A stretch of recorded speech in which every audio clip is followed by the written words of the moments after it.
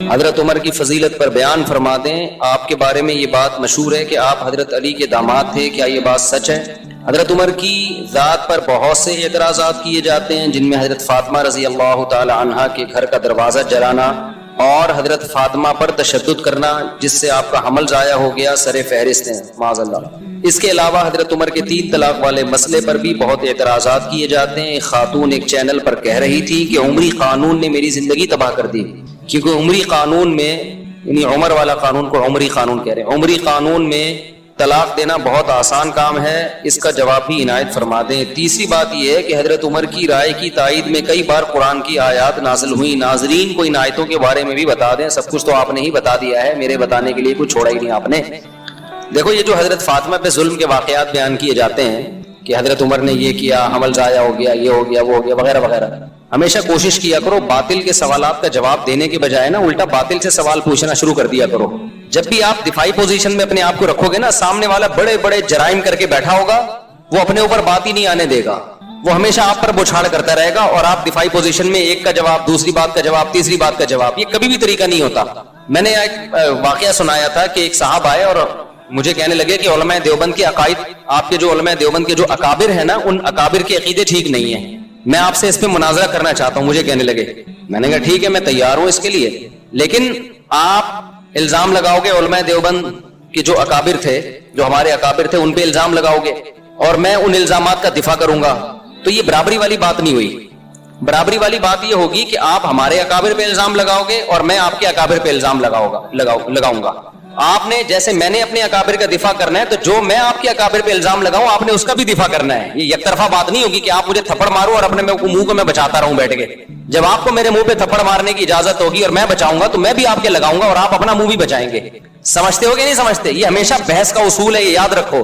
باطل کی کوشش ہوتی ہے آپ پہ چڑھ جائے وہ، اور اپنے آپ کو بالکل پہلے سے ہی محفوظ رکھ لیتا ہے وہ.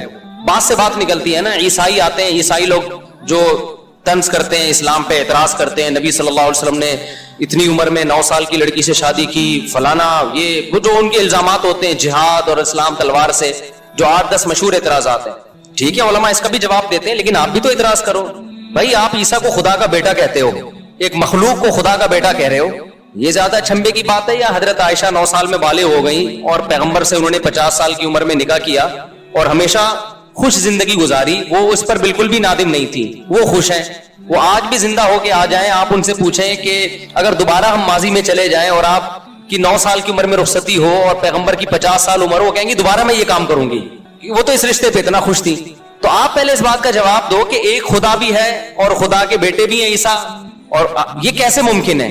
تو بجائے اس کے کہ ہم اعتراضات کے جواب دینا اگلے سے، دیکھو یہ میں اس لیے کہہ رہا ہوں کہ اسلام پہ جو اعتراضات ہوتے ہیں یہ اس لیے کرتے ہیں تاکہ ہماری نظر میں اسلام کو مشکوک کر دیں اور ہم اسلام کو چھوڑ دیں. یہی ہوگا نا؟ تو ہم اسلام چھوڑ کے جائیں کہاں؟ جدھر جانا ہے پہلے اس کا برحق ہونا تو ثابت کرو نا. بھائی ایک ڈاکٹر نے آپ کو بتایا یہ بھی نہیں کھانا، یہ بھی نہیں کھانا، اس سے بھی پرہیز، اس سے بھی پرہیز. آپ ڈاکٹر صاحب سے پوچھتے ہو کھانا کیا ہے، پھر ڈاکٹر کہے کچھ بھی نہیں کھانا. تو ڈاکٹر صاحب ایسا تو نہیں ہو سکتا، وہ تو یقینی مروں گا پھر میں بھوکا پیاسا. مجھے پہلے یہ بتاؤ یہ چھوڑنا ہے تو اس کے متبادل میں نے کھانا کیا ہے. وہ ڈاکٹر صحیح ڈاکٹر ہوگا، وہ کہے گا بھائی ٹھنڈا پانی مت پیو مگر گرم پی سکتے ہو، کھچڑی مت کھاؤ مگر روٹی کھا سکتے ہو، یا روٹی مت کھاؤ مگر کھچڑی کھا سکتے ہو. تو اسلام پہ جو لوگ اعتراض کرتے ہیں کہ اسلام میں یہ غلط یہ غلط، فرض کر لو تھوڑی دیر کے لیے مان لیا بھائی اسلام غلط ہے، اب کیا کروں میں؟ اب میرے پاس یا تو عیسائی مذہب ہے یا ہندو ہے یا سکھ بن جاؤں یا میں ملحد ہو جاؤں، خدا ہی کا انکار کر دوں، تمام مذاہب کا انکار کر دوں. اگر اسلام پہ 10 اعتراضات ہوتے ہیں، الحاد پہ 1000 اعتراضات ہوتے ہیں، ہندو مذہب پہ 2000 اعتراضات ہوتے ہیں، عیسائیت پہ 3000 اعتراضات ہوتے ہیں. تو بھائی پہلے مجھے جو میں آپ پہ اعتراض کروں گا اس کا جواب دو. میں عیسائیت سے سیٹسفائی ہوں گا، پھر میں عیسائیت اور اسلام کو کمپیئر کروں گا آپس میں. سمجھ میں نہیں آ رہی میرا خیال ہے بات؟ تو کبھی بھی ایسا نہیں ہو سکتا کہ باطل آپ پہ اعتراض کرتے رہے، آپ جواب دیتے رہے، اس میں زندگیاں کھپ جائیں گی آپ کی، کچھ بھی حاصل نہیں ہوگا. وہ کوئی نیا اعتراض نکال کے لے آئے گا، کل وہ کوئی نیا اعتراض نکال کے لے آئے گا. تو بجائے اس کے کہ آپ جو لوگ حضرت عمر پہ اعتراض کرتے ہیں نا کہ حضرت فاطمہ کے ساتھ یہ کیا، حضرت فاطمہ کے ساتھ معاذ اللہ نقل کفر، سیدھا سیدھا ایک جواب دیا کرو کہ حضرت علی رضی اللہ تعالیٰ عنہ اس وقت زندہ تھے یا نہیں تھے؟ سیدہ فاطمہ حضرت علی کی زوجہ تھی یا نہیں تھی؟ تو آپ نے یہ حضرت عمر پہ اعتراضات کر رہے ہو، ان کو برا بلا معاذ اللہ کہہ رہے ہو، حضرت علی نے کیوں نہیں کیا یہ کام؟ نہیں، یہی بات میرا خیال ہے سمجھ. حضرت علی کیوں خاموش تھے کہ ان کی زوجہ کے ساتھ ظلم ہو رہا ہے, معاذ اللہ ان کی زوجہ کو مارا جا رہا ہے جس سے ان کا حمل ضائع ہو رہا ہے, معاذ اللہ میری بیوی کے ساتھ کوئی ایسا کرے میں خاموش رہوں گا؟ آپ ان کے ہاتھ پہ بیعت بھی ہو رہے ہیں, ان کو خلیفہ بھی مان رہے ہیں, اور حضرت عمر اور حضرت علی کے اتنے اچھے تعلقات کہ حضرت عمر جو کمیٹی بنا رہے ہیں 6 آدمیوں کی کہ میرے بعد کون خلیفہ ہوگا, اس میں سیدنا علی کا نام بھی ڈال رہے ہیں. واہ واہ واہ. حضرت علی کی زوجہ کے ساتھ اور پیغمبر کی صاحبزادی, ان سے بڑا کیا رتبہ ہو سکتا ہے, ان کے ساتھ معاذ اللہ ایک شخص اتنا ظلم کر رہا کہ وراثت معاذ اللہ نقل کفر وراثت نہ دے رہا ان کو, ان کا حمل ضائع کر دیا. اور حضرت علی کے اتنے اچھے تعلقات, حضرت علی سے ایک ضعیف روایت نہیں ملتی کہ حضرت عمر پہ انہوں نے طنز کیا ہو یا ان کو ظالم کہا ہو. اتنے اچھے تعلقات کہ عمر حضرت علی کے لیے کو خلیفہ کے لیے نامزد کر رہے ہیں اور ان کی بیٹی کو نکاح کا پیغام بھیج رہے ہیں. یہ شیعہ کتابوں میں بھی مل جائے گا آپ کو کہ حضرت علی نے حضرت علی کی بیٹی سے کس کا نکاح ہوا ہے, حضرت عمر کا. شروع میں حضرت علی نے نکاح کا پیغام مسترد کر دیا تھا, صرف اس بیس پہ کہ آپ کی عمر زیادہ ہے, اس بیس میں نہیں کہ آپ ظالم ہیں, آپ نے میری زوجہ کے ساتھ معاذ اللہ اچھا سلوک نہیں کیا, عمر کے ایج ڈیفرنس کی وجہ سے. لیکن عربوں میں ایج ڈیفرنس کو کچھ زیادہ ویلیو نہیں دی جاتی تھی. بعد میں حضرت عمر سے انہوں نے اپنی بیٹی کا نکاح کیا. تو یہ کیا بات ہے, اپنی بیٹی کا نکاح بھی کر رہے ہیں, ان کو داماد بھی بنا رہے ہیں اور ان سے مشورے بھی لے رہے ہیں. حضرت عمر کا کوئی مجلس ایسی نہیں ہوتی تھی اہم جس میں کوئی جدید مسئلہ آیا ہو اور انہوں نے سیدنا علی کو اس میں مشاورت کے لیے شریک نہ کیا ہو. اور حضرت عمر یقینی طور پر حضرت علی کو اپنے بعد نامزد کر دیتے, لیکن حضرت علی کی عمر کی کمی کی وجہ سے, روایات میں ملتا ہے عمر کی کمی کی وجہ سے حضرت علی نے 6 افراد کی کمیٹی بنائی. سمجھتے ہو کہ نہیں سمجھتے؟ تو ہم ان کے آپس میں تعلقات دیکھتے ہیں, کوئی ان میں نفرت نہیں تھی, ایک دوسرے کی تعریفیں, ایک دوسرے سے محبتیں. لیکن آج لوگ مدعی سست اور گواہ چست بنے ہوئے. تو باقی یہ کہ انہوں نے جو سوال کیا ہے کہ حضرت عمر کے 3 طلاق والے مسئلے پر, وہ یہ میں نے جمعے میں بھی اس پر بیان کیا تھا. ایک خاتون کا کلپ وائرل ہو رہا ہے, وہ کسی اسکالر کو نا, مذہبی اسکالر کو انٹرویو دے رہی ہیں کہ عمر, یہ جو اہل حدیث حضرات کہتے ہیں نا حضرت عمر نے 3 طلاق کو 3 قرار دیا, نبی کے دور میں تو 1 ہوتی تھی, حضرت عمر نے کیا کر دیا, 3 طلاق کا قانون بنا دیا. تو میں نے تو خود اہل حدیثوں کی تحریریں پڑھی ہیں اس بارے میں کہ انہوں نے گھر اجاڑ دیا لوگوں کا, یہ کر دیا حنفیوں نے نا. حالانکہ اگر گھر اجاڑنا ہے تو پھر تو حضرت عمر نے کیا, اور شیعہ صاف لفظوں میں کہتے ہیں یہ گھر اجاڑنے کا کام کس نے کیا, حضرت عمر نے. اہل حدیث صاف لفظوں میں نہیں کہتے کیونکہ ان کو پتا ہے کہ عمر کی محبت ہے لوگوں کے دلوں میں, وہ حنفیوں پہ ڈال دیتے ہیں. میں نے خود اہل حدیث کا فتویٰ پڑھا ہے کہ انہوں نے 3 طلاق کو 1 قرار دیا اور نیچے لکھا کہ قرآن و سنت میں 3 1 ہوتی ہے اور حنفی علماء کو اجازت نہیں ہے لوگوں کا گھر اجاڑے ہوں. حالانکہ یہ کام پہلے قرآن نے کیا, پھر پیغمبر نے کیا, پھر ابو بکر نے کیا, پھر عمر نے کیا, پھر عثمان نے کیا, پھر علی نے کیا, پھر چاروں اماموں نے کیا, تمام صحابہ نے کیا, تمام تابعین نے کیا. 7ویں صدی ہجری میں ابن تیمیہ رحمۃ اللہ علیہ کا ایک تفرد تھا, انہوں نے کہا نہیں 3 1 ہوتی ہے. 700 سال تک امت میں اہل سنت میں آپ کو ایک فتویٰ بھی نظر نہیں آئے گا کہ جس نے 3 طلاق کو 1 کہا ہو. 7ویں صدی میں ابن تیمیہ نے کیا, ابن تیمیہ رحمۃ اللہ علیہ نے, پھر ان کے شاگرد نے بھی اپنے استاذ کی رائے کو فالو کیا, ابن قیم نے, پھر ابن قیم کے شاگرد ابن رجب حنبلی, انہوں نے بھی اپنے استاذ کو فالو کیا. لیکن آخر عمر میں ابن رجب نے رجوع کر لیا اور یہ سخت الفاظ کہے وَعَلَمْ أَنَّهُ لَمْ يَثْبُتْ عَنْ أَحَدٍ مِّنَ الصَّحَابَةِ وَلَا مِنَ التَّابِعِينَ وَلَا مِنْ أَئِمَّةِ السَّلَفِ الْمُعْتَدِّ بِقَوْلِهِمْ فِي الْفَتَاوَى فِي الْحَلَالِ وَالْحَرَامِ شَيْءٌ صَرِيحٌ أَنَّ الطَّلَاقَ بَعْدَ الدُّخُولِ يُحْسَبُ وَاحِدَةً إِذَا سَبَقَ بِلَفْظٍ وَاحِدٍ. کہ انہوں نے کہا کہ کسی ایک حدیث میں بھی ہمیں نہیں ملتا, کسی ایک صحابی سے بھی نہیں ملتا, کسی ایک تابعی سے بھی نہیں ملتا کہ رخصتی کے بعد 3 کو کسی نے 1 قرار دیا ہو. صاف لفظوں میں رجوع کیا کہ میرے استاذ ابن قیم اور ان کے استاذ ابن تیمیہ اس مسئلے میں واضح غلطی پر ہیں, اس کی کوئی حیثیت نہیں ہے. رجوع کر لیا انہوں نے. اس کے بعد فقہ حنبلی میں, چونکہ یہ حنبلی تھے, ابن تیمیہ بھی, ابن قیم بھی اور ابن رجب بھی, اس کے بعد فقہ حنبلی میں یہ 3 طلاق کو 1 کہنا ختم ہو گیا. آئی بات سمجھ میں؟ فقہ حنبلی میں بھی اتفاق ہو گیا 3 کتنی ہے بھائی, 3 ہی ہوتی ہیں, کیونکہ یہ سب حنبلی مذہب کے بڑے بڑے ائمہ تھے. صدیوں یہ مسئلہ اسی طرح چلتا رہا, پوری امت میں 3 طلاقیں 3 ہوتی ہیں, 3 3 ہوتی ہیں, 3 3 ہوتی ہیں, یہاں تک کہ پھر شیخ بن باز جو سعودی عرب کے مفتی اعظم ہیں, جن کا تقریباً 15-20 سال پہلے انتقال ہوا, انہوں نے پھر ایک نئی رائے قائم کی کہ 3 کتنی ہوتی ہیں, 1 ہوتی ہیں. جب انہوں نے رائے قائم کی, ان کے استاذوں نے ان کی مخالفت کی. بن باز سے طلاق کے معاملے میں فتویٰ لینا جائز نہیں ہے. میرے پاس میں نے نیٹ سے پوری عبارتیں نکالی تھی, ان کے استاذوں نے رد کیا کہ بن باز کا فتویٰ 3 طلاق کے معاملے میں اس سے بیوی حلال نہیں ہوگی, یہ اجماعی مسئلہ ہے. لیکن شیخ بن باز تھے, بڑی حیثیت تھی ان کی, تھے پرہیزگار آدمی وہ, لیکن ایک آدمی کی غلطی کو آپ پوری امت پہ کیسے تھوپ رہے ہو بھائی؟ پھر کیا ہوا, سعودی عرب میں یہ مسئلہ اختلافی بن گیا. پھر جب اختلافی بنا تو پھر ہوا یہ کہ شیخ بن باز کے استاذ اور تمام حنبلی علماء وہ سارے 3 کے 3 ہونے کا فتویٰ دیتے تھے. بن باز کے پاس جب جاتا تو 3 کے 1 ہونے کا فتویٰ. پھر بن باز کے ہی قریبی لوگوں میں سے تھے شیخ صالح العثیمین, اللہ ان کی مغفرت فرمائے, بڑے عالم تھے. انہوں نے بھی بن باز کی رائے لی, 3 کتنی ہوتی ہیں, انہوں نے بھی کہا 1. اب سعودی عرب میں پھٹا ہو گیا. پھر کیا ہوا, 80 کی دہائی یا 90 کی دہائی میں سعودی حکومت نے ایک سرکولر جاری کیا کہ 3 طلاق کے مسئلے پر تمام علماء مل کے بیٹھیں اور دلائل سے اس مسئلے کو نمٹائیں. کوئی یہ فتویٰ دے رہا ہے, کوئی وہ فتویٰ دے رہا ہے. تو پوری بحث ہوئی اس پہ. القرار کے نام سے ایک رسالہ لکھا گیا, اس میں بہت سارے علماء شریک ہوئے, ان علماء کے نام بھی اس رسالے میں. بڑی بحث ہوئی اس میں.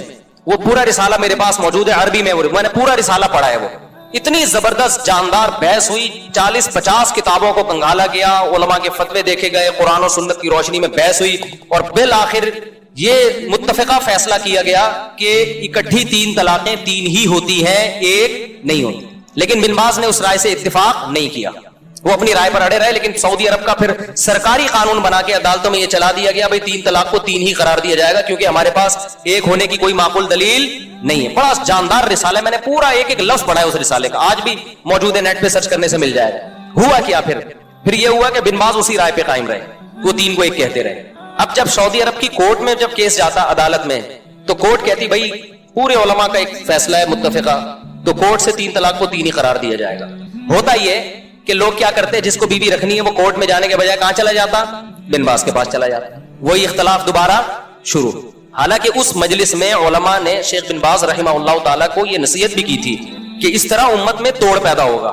بہرحال بڑے عالم تھے, ہم کسی عالم کی گستاخی نہیں کرتے, ان کی اور نیکیاں بہت ہیں. ایک عالم سے غلطی ہو سکتی ہے, بات یہ کہ اس کی غلطی کو آپ ساری امت پہ تو نہ تھوپے نا بھائی. آپ یہ کہتے تھے بھائی ان کا ایک تفرد ہے, یہ آسان تھا. لیکن اب چونکہ سرکاری سطح پہ ان کو مفتی اعظم بھی بنا دیا گیا, لوگ اسی کو فالو کرتے چلے گئے. اس میں آسانی تھی, بیوی آرام سے حلال ہو رہی ہے, طلاق کا ریشو بھی اربوں میں بڑھ گیا, دھڑ دھڑ دھڑ طلاقیں. پھر ایک نتیجہ یہ نکلا کہ چونکہ گورنمنٹ لیول پہ ایک فتوے کی ویلیو ہوتی ہے, وہ سرکاری مفتی تھے, نتیجہ یہ نکلا کہ وہ جو عدالت کا فتویٰ تھا وہ ججوں کو بھی نہیں, اب جج بھی اس کو فالو نہیں کر رہے. پھر اب جو شیخ جو محمد بن سلمان آئے, ان کے دور میں تو میرا خیال ہے کورٹ کو آرڈر دے دیا کہ 3 کو 1 ہی قرار دو. تو یہ اسلام نہیں ہے میرے بھائی, سمجھ رہے ہو, یہ ذاتی آرا ہے بعض مفتیوں کی.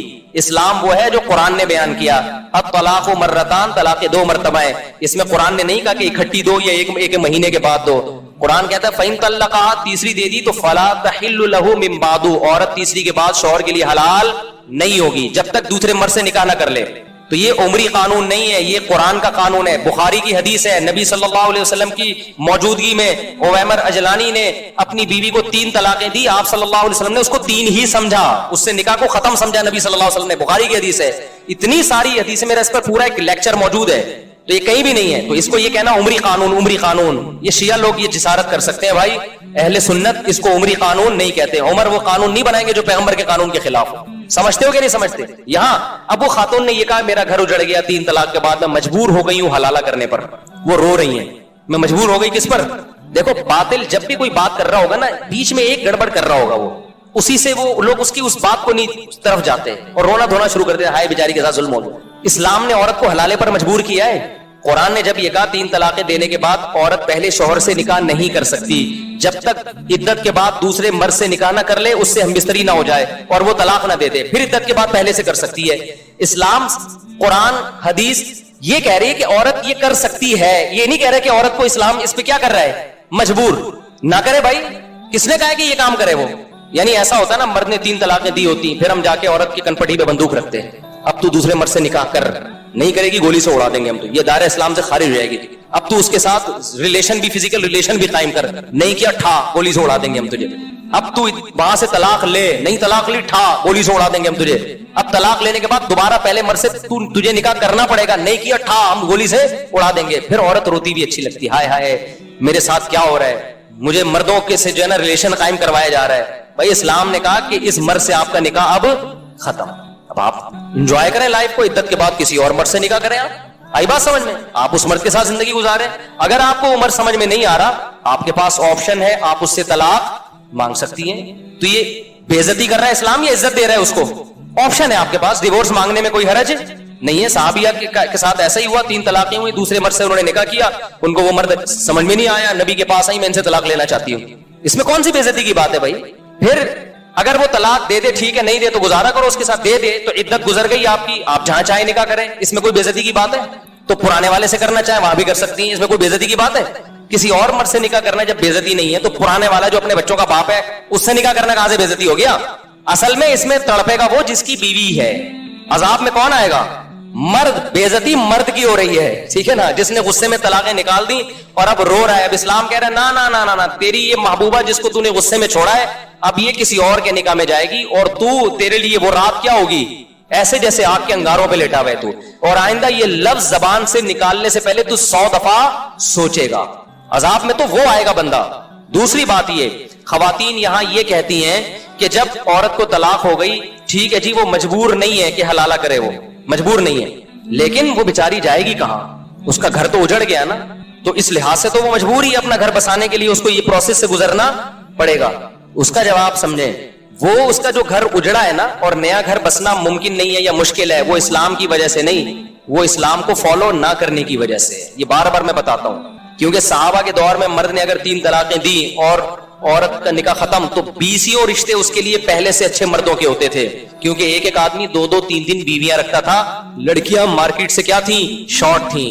لوگ انتظار کرتے تھے کسی کی بیوی بیوہ ہو یا طلاق ہو تو میں نکاح کروں اس سے, تو عورت کا گھر اجڑتا ہی نہیں تھا. اب جو گھر اجڑ رہا ہے وہ اسلام کی وجہ سے نہیں, بلکہ ایک بیوی پر جو اتفاق سب نے کر لیا ہے اور خواتین کے لیے رشتے نہیں ہیں اس کی وجہ سے ان کے لیے مسائل ہو گئے ہیں. تو یہ 3 طلاق کے 3 ہونے کا قصور نہیں ہے, یہ قصور اس کا ہے کہ اچھے مرد مارکیٹ میں کیا ہو گئے ہیں, شارٹ ہو گئے ہیں. اس کو پتا ہے مجھے پہلے والا جیسا ملے گا نہیں آئی میرے خیال بات سمجھ میں. تو یہ عمری قانون نہیں ہے, یہ خدائی قانون ہے. حضرت عمر نے اس کو کیا کیا تھا, نافذ. اور پھر بھی اگر بات سمجھ میں نہ آئے تو میں نے آپ سے ایک بات کہی ہے کہ بجائے باطل کے اعتراضات کا جواب دینے کے آپ باطل پہ اعتراضات کرنا شروع کر دو. تو میرا باطل سے یہ اعتراض ہے کہ آپ کہتے ہو 3 طلاق کو 3 قرار دے کر عمر نے ظلم کیا. دیکھو 3 طلاق کے بارے میں حدیث کے الفاظ دیکھو, 3 طلاق کے 1 ہونے کے بارے میں جو اہل حدیث پیش کرتے ہیں کہ نبی کے دور میں 3 1 سمجھی جاتی تھی, ابو بکر کے دور میں بھی عمر نے 3 کو کیا کر دیا 3. ہم کہتے ہیں وہ جو نبی کے دور میں 1 سمجھی جاتی تھی اس کا مطلب یہ نہیں ہے جو اہل حدیث بیان کر رہے ہیں, اس کا مطلب دوسری حدیث میں آتا ہے کہ زمانہ جاہلیت میں 3 کو 1 سمجھا جاتا تھا, اسلام نے اس کو کیا کر دیا منسوخ.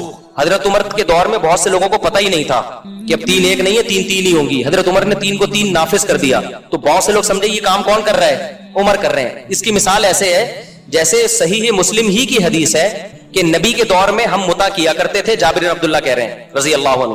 ابو بکر کے دور میں بھی ہم متا کیا کرتے تھے, عمر نے متا پہ کیا لگا دی, پابندی لگا دی. ہم اس کا جواب کیا دیتے ہیں, بھائی متا تو نبی کے دور میں حرام ہو گیا تھا, ابو بکر کے دور میں بھی حرام تھا, عمر نے جو پابندی لگائی تو وہ جو کام نبی کے دور میں حرام ہو گیا تھا عمر نے اس کو نافذ کر دیا. لیکن نبی کے دور میں جب متا حرام ہوا تو سب کو پتہ نہیں تھا کہ حرام ہے, وہ جائز سمجھ کے کر رہے تھے. ابو بکر کے دور میں بھی کرتے رہے کیونکہ اس خبر پھیلی نہیں تھی اس حرام ہونے کی. حضرت عمر نے لا بنا دی, اب جو متا کرے گا وہی سزا دوں گا جو زانی کو دیتا ہوں میں.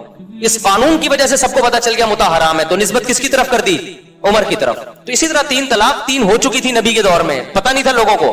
اب سمجھو کہ جو یہ کہتا ہے نا کہ عمر نے ہمارے گھر اجاڑے ہیں معاذ اللہ 3 طلاق کو 3 قرار دے کے, آپ اس سے اعتراض کیا کرو کہ اگر 3 طلاقیں نبی کے دور میں 1 تھیں اس حدیث کی وجہ سے کہ عمر نے 3 کو 3 قرار دیا ہے, تو متا بھی کس نے حرام قرار دیا پھر, عمر. لہذا آپ اگر عمر کو نہیں مانتے تو متا جیسی بغیرتی کو بھی آپ کو ماننا بولو پڑے گا پھر آپ اسی جیسی حدیث کی وجہ سے.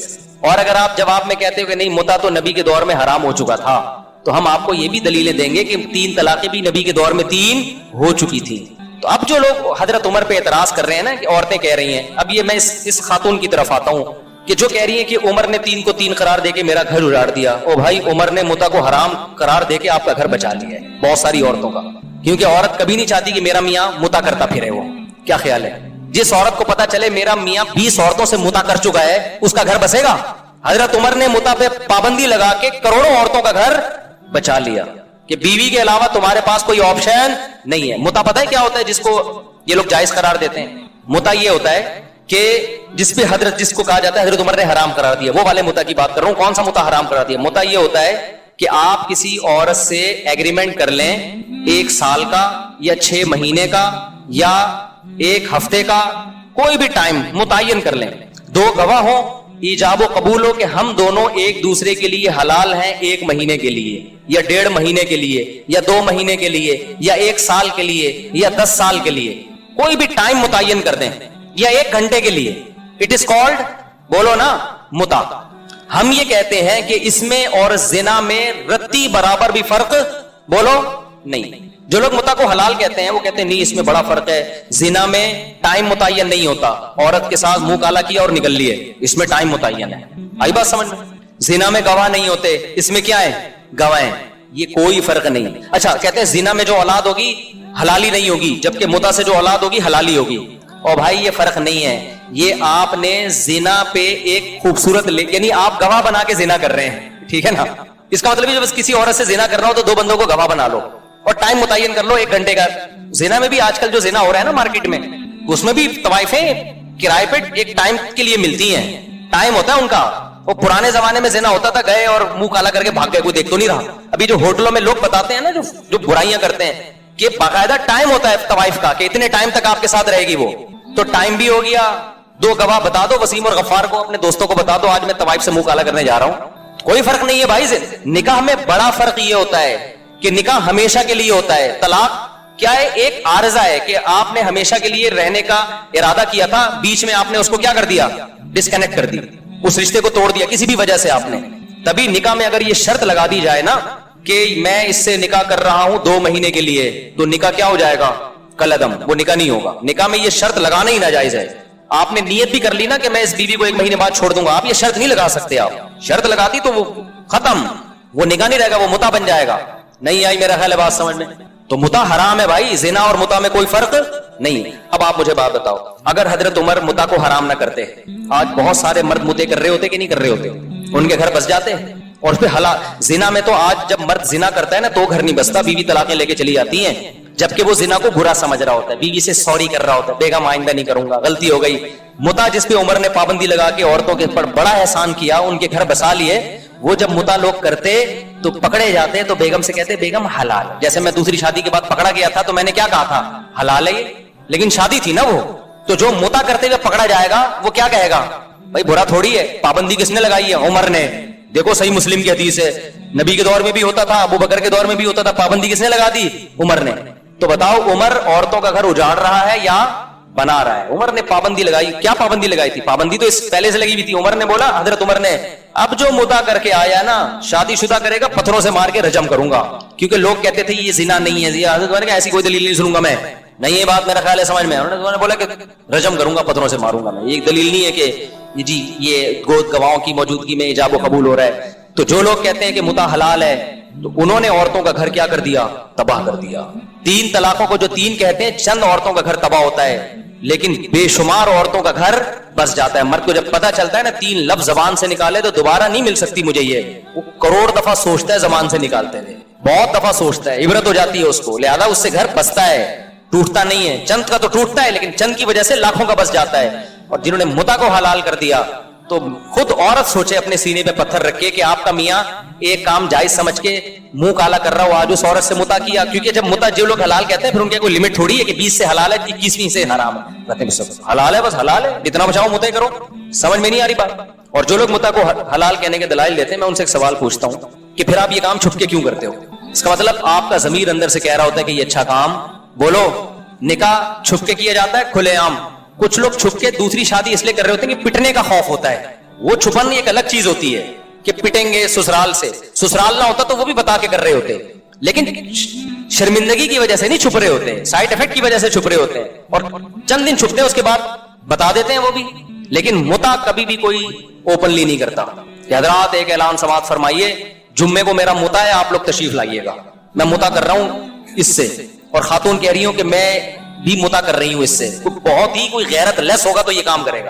نکاح میں لوگ اپنی بیٹیوں کے لیے رشتے تلاش کر رہے ہوتے ہیں, مولوی صاحب سے دعائیں منگوا رہے ہوتے ہیں, مولوی صاحب میری بچی جوان ہو گئی ہے, کوئی اچھا ڈھنگ کا داماد مل جائے, نکاح کرنا چاہتا ہوں. چھپ کے نہیں کرتے, کھلے عام بتاتے ہیں. متع میں کوئی بتائے گا میری بیٹی متع کرنا چاہتی ہے, کوئی اچھا متع کرنے والا ہو. تو اگر عمر نہ ہوتے, حضرت عمر نے نا گورنمنٹ لا بنا کے پابندی لگائی, عمر نہ ہوتے تو متع کے بارے میں مسلمان کنفیوژن میں ہوتے, لوگ بہت سارے اس کو حلال سمجھنا شروع کرے. عمر نے غیرت والا کام کیا, انہوں نے بولا اب جو متع کر کے آئے گا ایسی کی تیسی کر دوں گا میں اسے. تو یہ عمر کا ہم پر کیا ہے احسان ہے کہ ہمارے گھروں کو بچایا عمر نے. ایک زنا پہ ہمیں حلال کا لیبل لگانے سے عمر نے بچا لیا. سمجھتا ہے نہیں سمجھتا. باقی جو غصے میں 3 طلاقیں دیکھیں ان کے گھر اجڑتے ہیں, بھائی غصے میں کنٹرول کرو اپنے آپ. بلکہ عمر نے ہم پر احسان کیا کہ ہمیں غصے میں اپنی زبان پہ کنٹرول کرنا سکھا دیا، ورنہ دھڑا دھڑ دیتے رہتے، طلاق کو کھیل بناتے رہتے۔ آج بہت سے لوگ ہیں جب بات آتی ہے بیگم کو طلاق نکالتے ہیں، طلاق نکالتے ہیں۔ عورت کو اس سے تکلیف ہوتی ہے، ہم سب کچھ کر لیتے ہیں بھائی، طلاق نکالتے ہیں، ہم خود کانپنے لگتے ہیں، بھائی یہ تو تیر ہے، کمان سے نکل گیا تو واپس نہیں آئے گا۔ کتنے کیسز لوگوں کے میرے پاس آتے ہیں۔ ہمارے محلے میں ایک صاحب تھے، لڑتے تھے نا بیوی سے، روزانہ لڑائی، پھر ان کو غصہ آتا طلاق دوں گا، کانپتے تھے یوں کر کے، کہتے میں تو دے دوں گا ہی، 10 سال سے کہتے رہے، نکالی نہیں۔ ان کو پتا تھا بھائی نکل گئی تو بیگم گئی ہم سے۔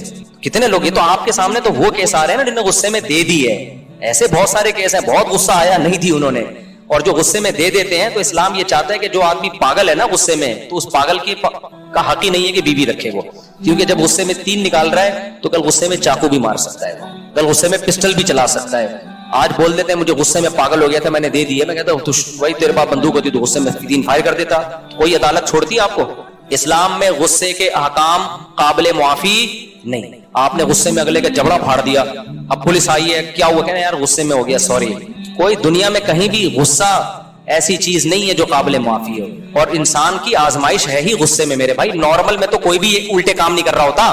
تبلیغ جماعت کے ایک بزرگ تھے نا، ان کے پاس ایک شخص آئے، ہم نے غصے میں بیوی کو 3 طلاقیں دی، بہت شدید غصہ تھا۔ انہوں نے کہا یار آج تک ہم نے نہیں کبھی دیکھا کہ محبت سے بیوی کو کسی نے 3 طلاقیں دی، کہ جا میری پیاری تو مجھے بہت پیاری لگتی ہے تجھے طلاق ہے، ایسا کہیں نہیں۔ تو غصے میں ہی تو پاگل ہوتے ہیں، اور پھر غصے میں ہی سزائیں ملتی ہیں۔ قتل جتنے ہوتے ہیں، ہمارے ایک دوست نے قتل کیا، مجھے آگے بتا رہے، کہہ رہے ہیں غصے میں نے بندہ مار دیا، اپنے دوست کو مار دیا، کہہ رہے مجھے اتنی ندامت ہے کہ میرے سکون نہیں مل رہا مجھے۔ سارے الٹے کام کس طرح ہوتے ہیں میرے بھائی؟ ابھی ایک کیس چل رہا ہے، میں اس میں پڑھا ہوں سلو کے لیے، غصے میں اپنے چچا زاد بھائی کو بندے نے قتل کر دیا، اور اتنا رو رہا ہے کہ یار میں نے، میرا محسن تھا وہ، میرے بڑے بھائیوں کی طرح اس نے مجھے بچپن سے پالا، میرے پاؤں میں آ کے نا ناک رگڑ کے چیخیں مار کے رو رہا تھا بندہ قاتل۔ کہہ رہا مجھ سے کیا ہو گیا مفتی صاحب، میں نے اپنے چچا زاد بھائی جو میرے سگے بھائیوں کی طرح تھا میں نے مار دیا اس کو، اتنا رو رہا ہے۔ کیوں؟ غصے نے کیا کر دیا اس کو، پاگل۔ تو کیا کیس نہیں بنے گا؟ کیا پولیس چھوڑ دے گی؟ نہیں، یہی بات میرا خیال ہے۔ اب اگر اس کو پولیس لٹکاتی ہے، عدالت لٹکاتی ہے پھانسی کے پھندے پہ، لوگ کہتے ہیں یار بیچارے سے غصے میں پسٹل چل گئی، اتنا رو رہا ہے یار، چھوڑو یار۔ قرآن کیا کہتا ہے؟ وَلَكُمْ فِي الْقِصَاصِ حَيَاةٌ، اے لوگوں قصاص میں زندگی ہے، ایک لٹکے گا 20 لوگ قتل کرنے سے بچ جائیں گے۔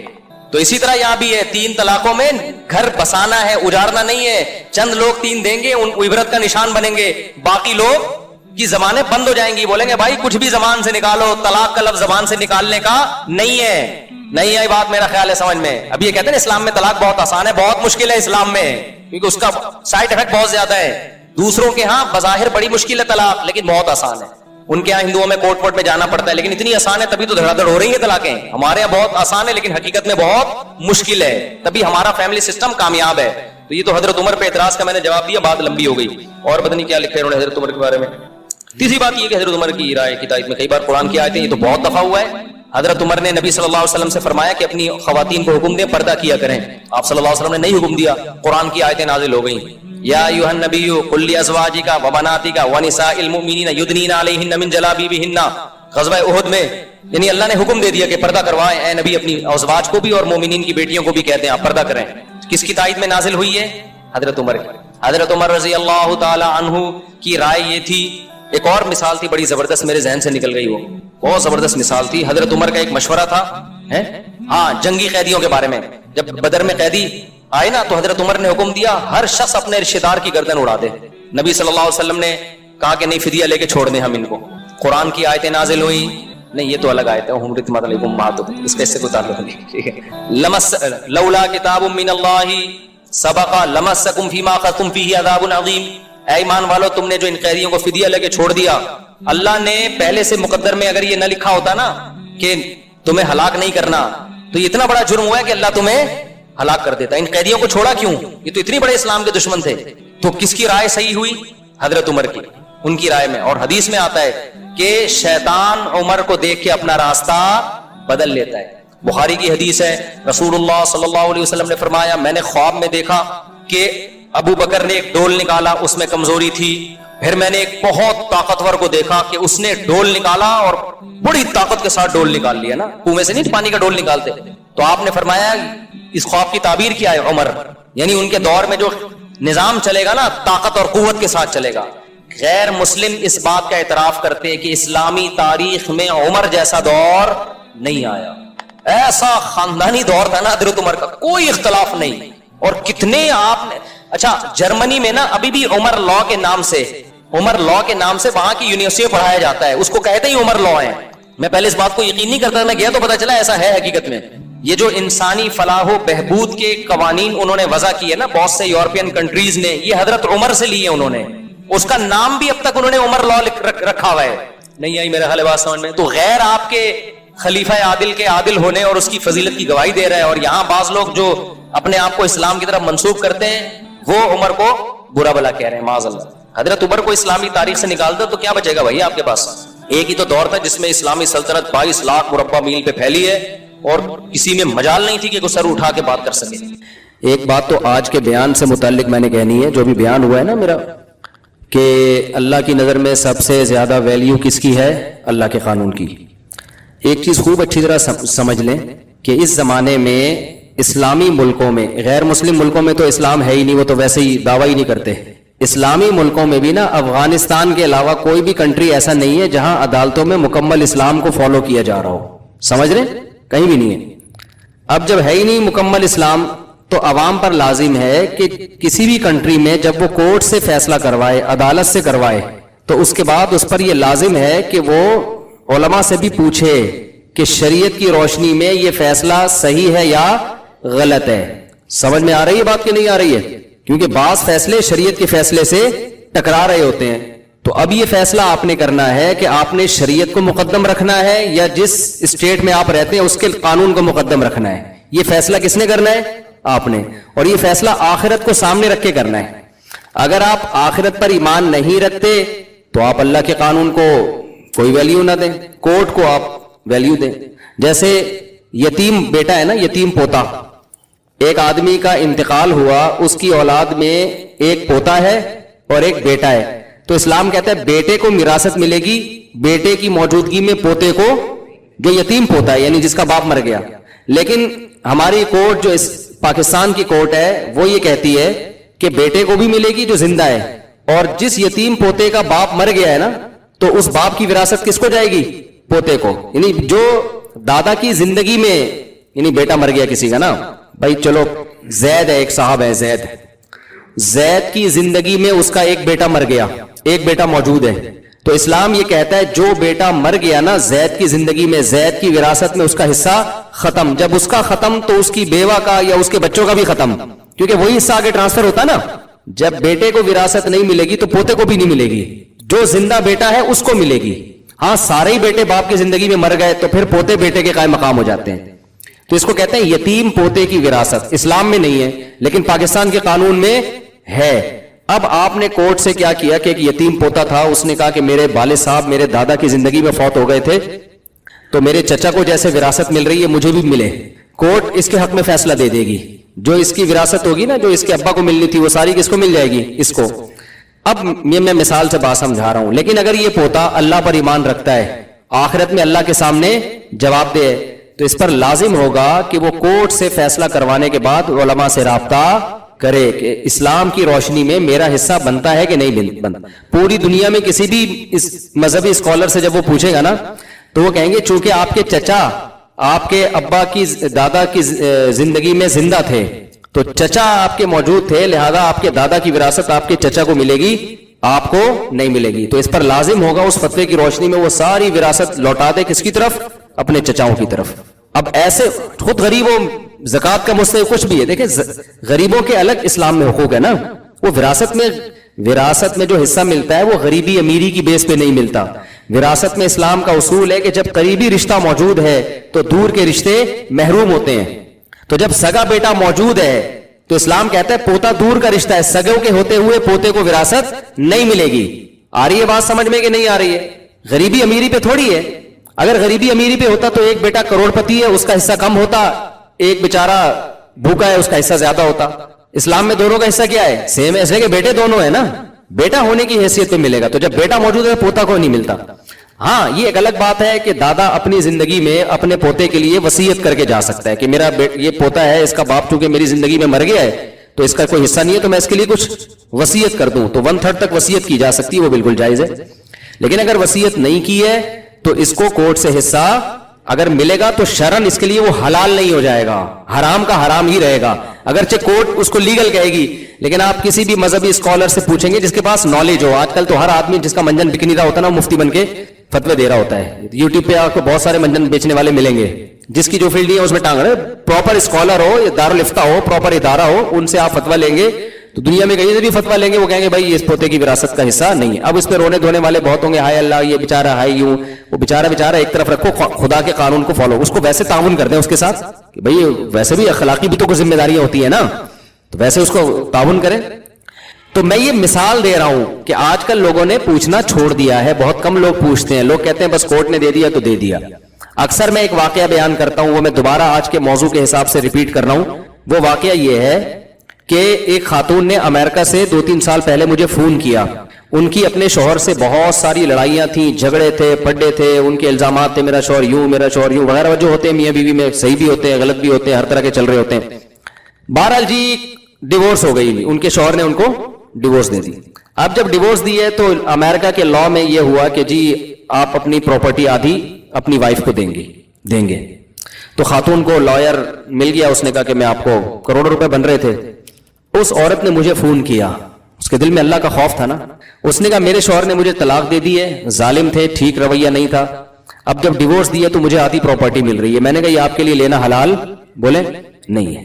اسلام کا قانون یہ ہے کہ شوہر نے طلاق دے دی ہے تو جو مہر تھا وہ دینا پڑے گا اس کو, اس کے علاوہ اور نان نفقہ جو 3 مینسز تک عدت پوری ہونے تک جو بیسک نان نفقہ ہے نا آپ کا, رہائش بھی اس کے ذمے ہے اور کھانا پینا بھی اس کے ذمے ہے, اس کے علاوہ آپ کچھ بھی نہیں لے سکتی. تو انہوں نے کہا وہ تو ایسا تھا وہ تو ویسا تھا. میں نے کہا ایسا جیسا بھی تھا تو چھوڑ دیا نا اب اس نے, جان چھوڑ گئی نا آپ کی. بھائی غلط آدمی سے شادی ہو گئی تو جان چھوڑ گئی آپ کی, کہیں اور شادی کریں آپ. لیکن یہ نہیں ہو سکتا کہ وہ آپ کو آدھی پراپرٹی, وہ امریکہ کا لا ہے, وہ اپنے حساب سے جو مرضی قانون سازی کریں.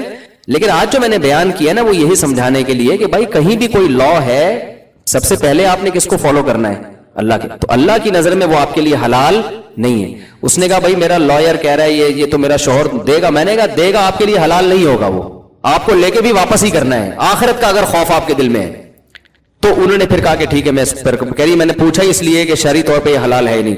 تو مجھے لگا کہ میری تاریخ میں ایک عورت ایسی ہے میری زندگی میں جس نے کروڑوں روپے ٹھکرا دیے. کس کی خاطر؟ خدائی قانون کی خاطر. میں نے ان خاتون کا واقعہ کئی بار بیان میں سنایا ہے. تو یہی ہم سمجھانا چاہ رہے ہیں. اور اللہ کا, میں نے کہا یار اس کا میاں کتنا فضول آدمی ہے, اتنی نیک عورت جو لاکھوں روپے چھوڑ رہی ہے, کروڑوں روپے چھوڑ رہی ہے, کس کے خوف سے؟ تو بتاؤ وہ شوہر کا حق نہیں اللہ کے خوف سے ادا کرے گی؟ حق ادا کرنا آسان ہے, کروڑوں روپے چھوڑنا مشکل ہے. کروڑوں روپے کہیں مل رہے ہو نا تو سارے حقوق بھی ادا کر ہو جاتے ہیں. لیکن اس نے کس کے لیے چھوڑا؟ تو مجھے لگا کہ اس کا میاں واقعی بڑا ہی کوئی غیرت لیس قسم کا آدمی ہے. اور یہ کرنے کے بعد بھی اس کے میاں نے رجوع نہیں کیا. اور عورت نے کہا چلو جی آپ لے لیں پیسے, مجھے نہیں چاہیے کیونکہ اللہ کا حکم ہے. وہ بھی گھننا بن کے بیٹھ گیا. حالانکہ اس کو تو چاہیے تھا کہ وہ اس کے پاؤں میں گر جاتا ہے کہ تمہارے دل میں اتنا اللہ کا خوف ہے. دیکھو میاں بیوی ایک دوسرے کے حقوق ایک دوسرے کے خوف سے ادا نہیں کرتے. کس کے خوف سے ادا کرتے ہیں؟ اللہ کے خوف سے. تو جس کے دل میں اللہ کا خوف ہے وہ تو پورے حقوق ادا کرے گا. ہمارے نبی صلی اللہ علیہ وسلم سب سے زیادہ اللہ سے ڈرنے والے تھے یا نہیں تھے؟ عرب میں عورت کو پاؤں کی جوتی سمجھا جاتا تھا. جو بیٹی کو پیدا ہونے پہ دفن کرتے ہوں ان کے ہاں بیٹی کی کیا ویلیو ہوگی. لیکن ہمارے نبی نے عرب کے کلچر کو فالو کیا, یہ خدا کے قانون کو. آپ نے بیوی کو اتنی عزت دی کہ ایک صحابی کہہ رہے کہ آپ ہماری دعوت میں آئے, آپ نے فرمایا کہ عائشہ کو بھی بلاؤ گے تو آؤں گا ورنہ نہیں آؤں گا میں. تو یہ کلچر کی وجہ سے ہو رہا ہے, یہ خدا کی وجہ سے ہو رہا ہے, اللہ کی وجہ سے ہو رہا ہے نا. عرب کیا کر رہے ہیں کہ بیٹی کو زندہ دفن کرتے ہیں. غیرت کا خامخواہ کا مسئلہ بنایا ہوا. ہمارے نبی اپنی بیٹی کی بیٹی نواسی ان کو آپ نے کندھے پہ بٹھا کے فرض نماز پڑھائی ہے. تو یہ کلچر کو فالو کیا, عرب کے قانون کو فالو کیا, یا خدا کے خوف کی وجہ سے خدا کو فالو کیا ہے؟ تو آپ کو خدا کو جب آپ فالو کرتے ہیں نا آپ زیادہ اچھے طریقے سے حقوق ادا کرتے ہیں. خدا کو فالو نہیں کرتے نا تو وہ جو اس آدمی کی بیوی کو 1 کروڑ روپے مل رہے ہیں وہ خدا کے خوف میں تھوڑی وہ آدمی دے رہا ہے, وہ امریکہ کے ڈنڈے کے خوف میں دے رہا ہے. ورنہ تو 5 روپے نہ دے, وہ طلاق ہی اسی وجہ سے لے رہی تھی کہ نان نفقہ نہیں دے رہا تھا نالائق. یہ بھی بہت بڑی وجوہات ہے.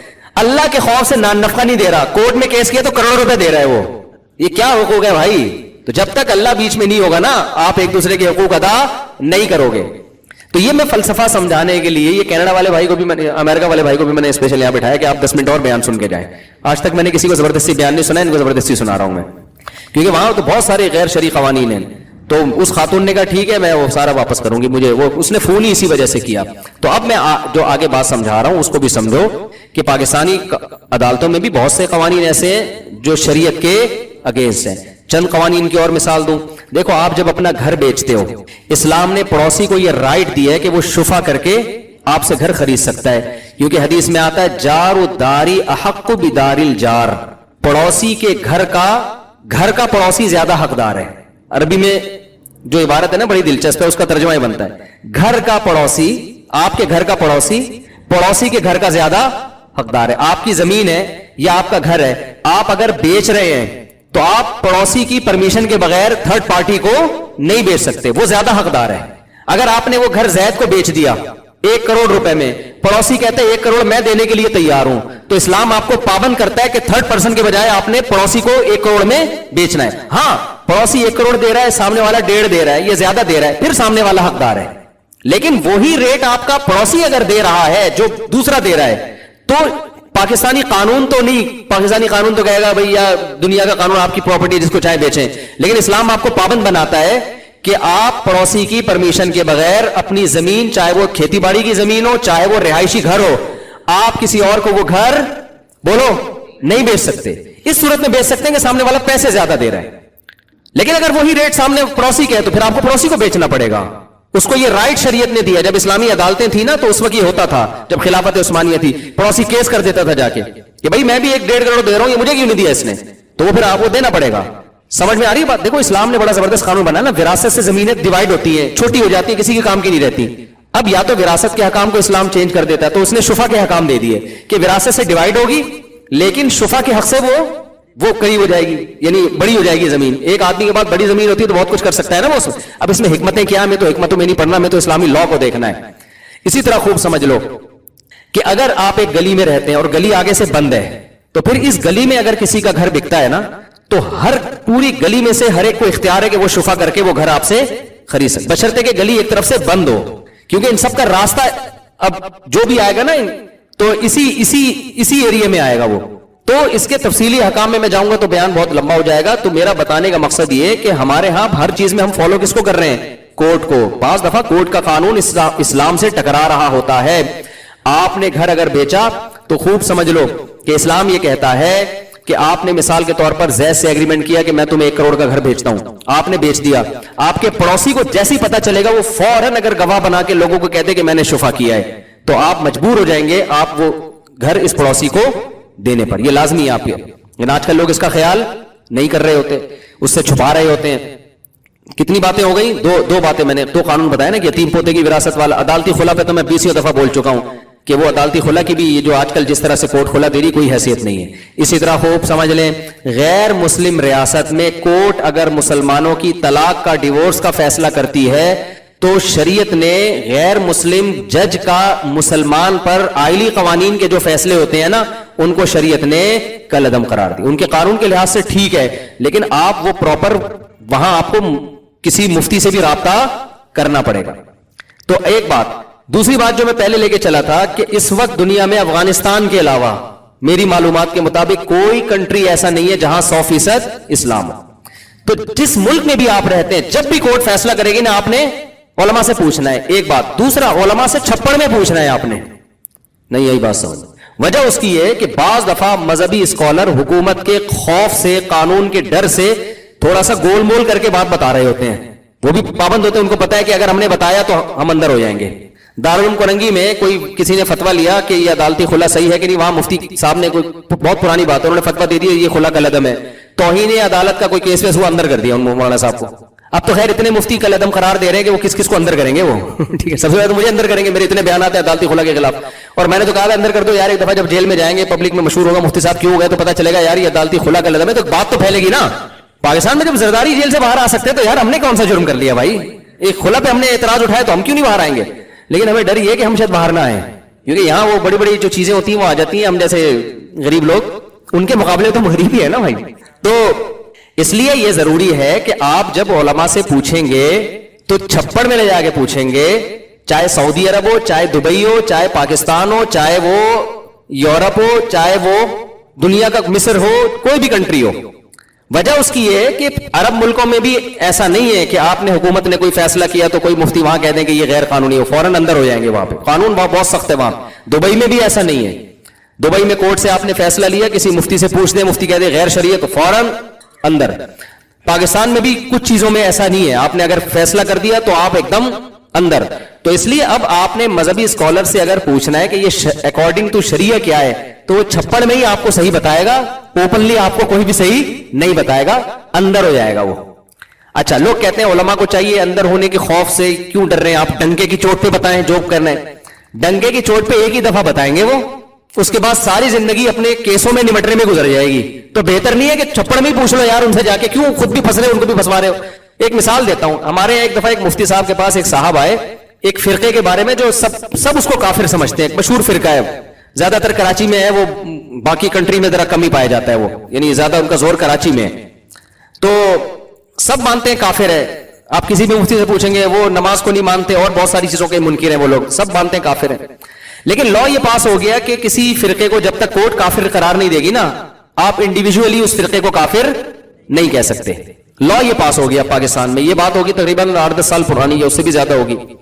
اب نیا نیا لا پاس ہوا تھا کہ کسی مفتی کو کسی خاص فرقے کو کافر کہنے کی اجازت نہیں ہے. حالانکہ بعض فرقے ایسے ہیں ان کو تو ہر آدمی کہہ رہا ہوتا ہے یار ان کا نہ وہ نمازوں کے قائل ہیں، ٹھیک ہے نا، وہ 5 نمازوں کے منکر ہیں، تو اسلام کہاں سے ہو گیا. لیکن لا یہ پاس ہو چکا تھا. اب ہمارے جو مفتی صاحب تھے، استاذ تھے، ان کے پاس ایک شخص آیا، اس نے اس فرقے کا نام لے کے پوچھا کہ یہ فرقہ اسلام میں داخل ہے یا اسلام سے خارج ہے، یہ کافر ہے. تو انہوں نے جواب لکھا کہ یہ لوگ زندیق ہیں. زندیق کافر سے بھی اوپر کی چیز نا، کہ بدترین کافر ہے. تو وہ کہہ رہے کہ یار میں نے پوچھا ہے کافر ہیں یا نہیں ہے، آپ جواب میں لکھ رہے زندیق ہے، سوال کچھ ہے جواب کچھ اور دیا جا رہا ہے، آپ بتا دیں کافر ہیں یا نہیں ہے. تو انہوں نے کہا بھائی گورنمنٹ نے نا کسی بھی فرقے کو کافر لکھنے پر پابندی لگائی ہے، 6 مہینے کی جیل ہے سیدھا. تو میں لکھ دوں گا، کوئی کیس کر دے میرے خلاف، صرف قادیانیوں کو کافر آپ لکھ سکتے ہو پاکستان میں، کسی اور کو نہیں لکھ سکتے. اچھا، یہاں بہت سارے براڈ مائنڈڈ لوگ بھی ہوتے ہیں جو کہتے ہیں اچھا ہے گورنمنٹ کا کام ہے کافر قرار دینا، مفتی تو نہیں کہہ سکتا کسی کو، تو کیوں بھائی ہم واقعی. اور بھائی کچھ لوگ جب اسلام کی ایک ہر چیز کا انکار کر دیا اور گورنمنٹ اس کو کافر نہیں قرار دے رہی، تو مفتی کی ذمہ داری ہے نا لوگوں کو بتایا کہ اسلام میں داخل ہے یا نہیں ہے. کوئی نماز کا انکار کر دے، کوئی ختم نبوت کا انکار کر دے، کوئی اس طرح کی اسلام کی بیسک چیزوں کا انکار کر دے، اور ہم انتظار کرتے ہیں کہ گورنمنٹ جب کافر قرار دے گی تو گورنمنٹ تو پتہ نہیں 100 سال میں بھی قرار نہ دے. تو مفتی کا کام ہے نا دیانتاً وہ بتائے کہ بھائی اس کا اسلام سے تعلق نہیں ہے. تو اب ان مفتی صاحب کا بھی ذمہ داری تھی وہ بتا دے. وہ زبان سے کہہ رہے تھے، لکھ کے نہیں دے رہے تھے. انہوں نے کہا بھائی لکھ کے دیں. انہوں نے کہا زندگی لکھ دیا. وہ پھر وہ بار بار کہ حضرت میں نے آپ سے پوچھا ہے کہ کافر ہے یا نہیں، آپ لکھ رہے ہیں کہ زندگی کے سوال کچھ. تو انہوں نے وہ مفتی صاحب کہتے بھائی گورنمنٹ نے کسی بھی فرقے کو کافر لکھنے پر 6 مہینے کی سزا لکھی ہے. تو وہ کہہ رہے میں تو پوچھ تو پھر وہ تو ٹھیک ہے گورنمنٹ سزا دے رہی ہے، لیکن میرا سوال تو یہی ہے نا کہ کافر ہے یا نہیں. جب اسے زیادہ اصرار کیا تو ہمارے مفتی صاحب نے کہا کہ گورنمنٹ نے پوچھنے پر پابندی نہیں لگائی ہے، جواب دینے پہ پابندی. تو آپ تو پوچھتے رہو گے نا، آپ پہ تھوڑی پابندی ہے. اگر پوچھنے پر بھی پابندی ہوتی نا تو پھر آپ بھی نہیں پوچھتے. اور بالکل صحیح جواب دیا کہ یار میں لکھ دوں گا کافر ہے. اور ظاہر ہے یقیناً وہ فرقہ کافر ہی تھا جو نمازی کو نہیں مانتا، وہ نماز کے منکر ہیں، وہ کہتے ہیں نماز بھی نہیں پڑھو بس ویسے ہی جنت مل جائے گی. تو وہ تو 100% کافر ہے نا، اس میں گورنمنٹ سے تھوڑی پوچھیں گے ہم.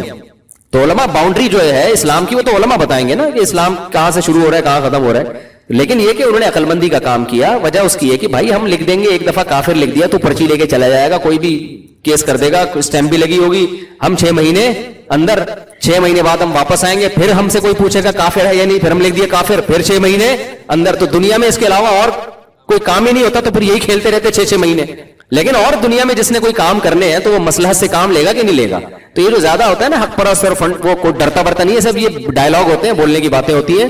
عقل مند آدمی جس نے کچھ کام کرنا ہے ہمیشہ وہ ماحول کے حساب سے چلتا ہے. وہ تو بعض دفعہ علماء مجبور ہوتے ہیں، وہ نہیں بات کر سکتے ممبر پہ کھل کے، ان کو پتا ہے کہ کی تو ہمارے اوپر کیس ہو جائے گا. تو ایسی صورت میں آپ نے کیا کرنا ہے، اللہ کا خوف اگر آپ میں دل میں ہوگا تو آپ ان مولانا صاحب کو چھاؤں میں لے کے جائیں.